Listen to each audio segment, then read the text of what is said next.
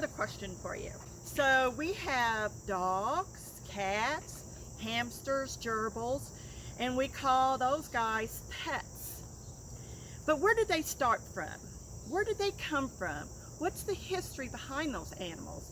So to understand that, you have to understand the difference between what's a wild animal, what's a tame animal, and what a domestic animal is. Do you know what a wild animal is? Do we take care of a wild animal? Okay? Do they fend for themselves? Did they make their living out in the woods, out in the streams, out in the fields? They do. They are responsible for taking care of themselves and their young ones. Okay? Now, what is a tame animal? Well, a tame animal is where we've taken a wild animal and we've tamed it to where it likes us and will tolerate us.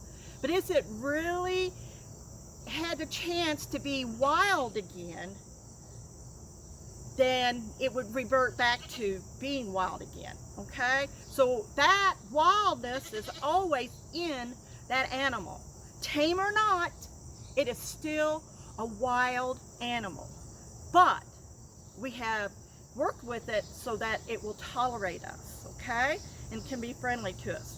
Now, taming is important to know because the taming of certain animals is how we ended up with, today we call domestic animals. Do you know what a domestic animal is? Let's see. How about the dog and your cat, rabbits, these guys back here, those guys we have over there, rabbits and the chickens. So what does domestic mean? So domestic means is that we have raised animals through the many years that they are now completely, totally dependent on us. So we take care of them. You cannot take an animal that is domestic and put it back into the wild. All those instincts have been bred out of them. So it's your responsibility to have to take care of those animals.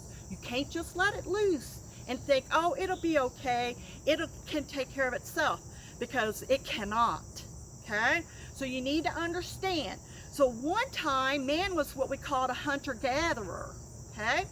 So once he started off with finding baby animals here, maybe it was an orphan, and then they started working with animals and stuff that they could actually put into a caged area, and then that animal will have a benefit for them, okay, through the years. We have done this on and off. So cattle were wild at one time, rabbits were wild at one time. We still have wild rabbits, and we still have wild cows. But today we have changed them up so that they fit our needs, whether it's food. Sheep give us what? You know, they give us wool, and that's part of our clothing, which is very important to us. So when you sit down to a nice chicken dinner, okay, the chicken that you are eating is a domestic chicken, and we had to take care of it, okay? All of our farm animals are all what we call domestic. And why am I saying this? Because it's very important that everyone understands that a wild animal should stay wild. Only people that have the good training and the ability to rehabilitate wild animals or to tame them for educational purpose should be the only one that has a wild animal, okay? And then domestic animals, hey, there's plenty for us to love on, but that's the big thing. You are responsible for that animal, and don't ever forget that, okay? All right, thank you.